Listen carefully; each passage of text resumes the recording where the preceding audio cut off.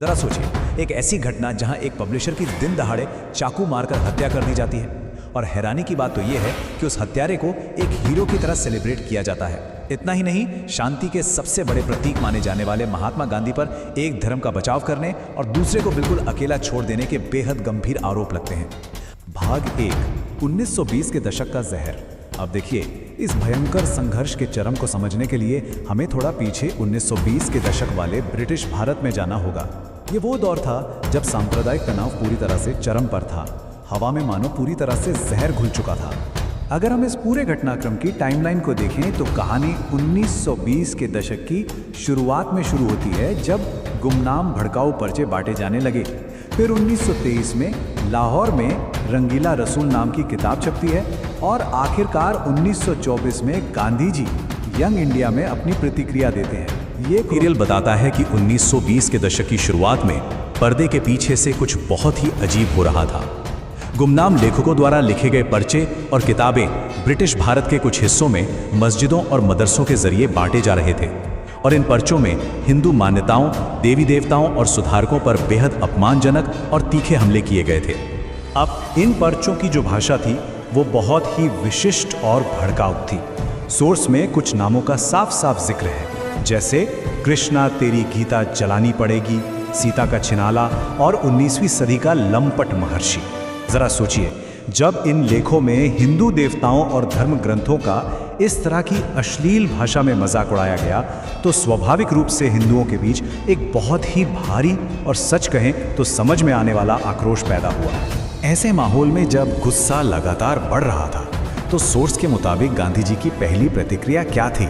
उनका कथित रुख कुछ ऐसा था, उन्हें लिखने दो, इसमें क्या समस्या है, हमें कड़ी सजा की मांग करने के बजाय अभिव्यक्ति की स्वतंत्रता यानी फ्रीडम ऑफ स्पीच के सिद्धांत को अपनाना चाहिए। इस रुख ने शायद कुछ पल के लिए गुस्से को शांत तो किया, लेकिन जो असली समस्या थी, जो मूल कारण था, वो बिना सुलझे ही रह गया।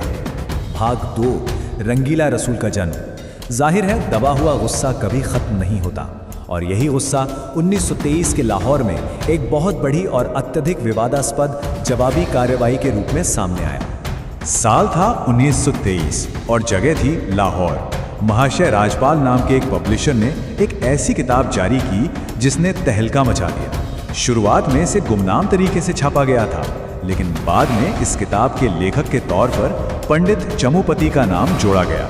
तो असल में ये किताब थी क्या?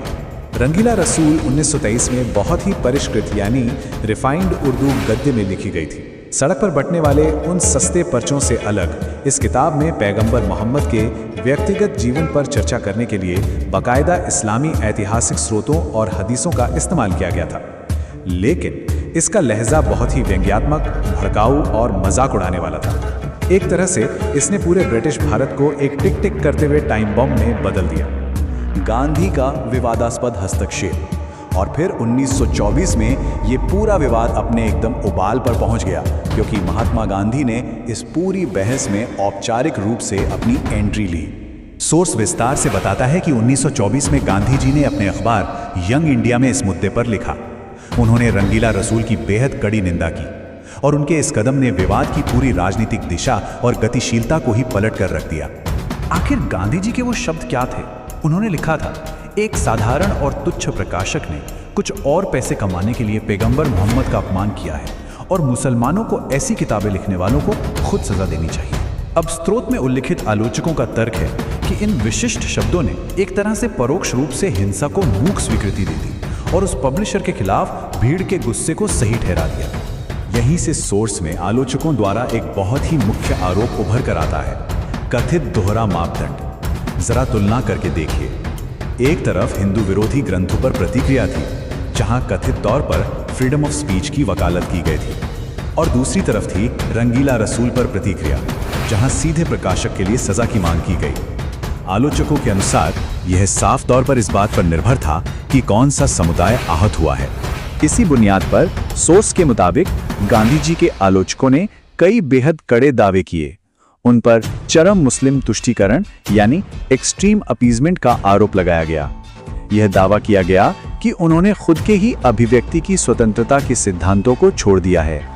आलोचकों ने यह भी कहा कि वो हिंदुओं को तो हमेशा अहिंसावादी बने रहने की सलाह देते थे, जबकि दूसरों की हिंसक प्रतिक्रियाओं और भीड़ के गुस्से को कथित तौर पर स्वाभाविक बताकर टाल जाते थे। लेकिन आलोचकों ने भी तुरंत पलटवार किया। उन्होंने सीधे गांधी जी पर पाखंड और दोहरे मापदंड का आरोप लगा दिया। उनका सवाल सीधा था, जब हिंदू देवताओं का अपमान हुआ तब उसे अभिव्यक्ति की स्वतंत्रता क्यों माना गया, जबकि इस किताब की इतनी कड़ी निंदा की गई। आलोचकों को लगा कि गांधी जी का रोक कहीं न कहीं भीड़ के गुस्से को सही ठहरा रहा था। और यहीं से विवाद शब्दों से निकलकर सड़कों पर आ गया। हमारा चौथा भाग इसी बारे में है। लाहौर में हत्या, शब्दों से हिंसा तक का वो खौफनाक सफर।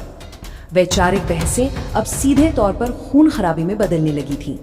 जरा इस बयान की गंभीरता को समझिए। काफिर राजपाल को बख्शा नहीं जाना चाहिए। दिल्ली की जामा मस्जिद से खिलाफत नेता मौलाना मोहम्मद अली ने कथित तौर पर यह घोषणा की थी और इसके तुरंत बाद प्रकाशक महाशय राजपाल को धमकियां मिलनी शुरू हो गई और उन पर कई जानलेवा हमले भी में गूंजता रहता है। चलिए जरा इस पूरी टाइमलाइन को एक साथ रखकर देखते हैं। 1923 में किताब का प्रकाशन होता है। 1924 में गांधी जी इसकी निंदा करते हैं, जिसके बाद तनाव लगातार बढ़ता ही जाता है। और फिर 6 अप्रैल 1929 का वो दिन आता है जब लाहौर में मोहम्मद इल्मदीन नाम के एक युवा बढ़ई ने राजपाल की उन्हीं की दुकान में चाकू मारकर हत्या कर दी। एक किताब के लिए हुई इस हत्या ने पूरे ब्रिटिश भारत को बुरी तरह से स्तब्ध कर दिया।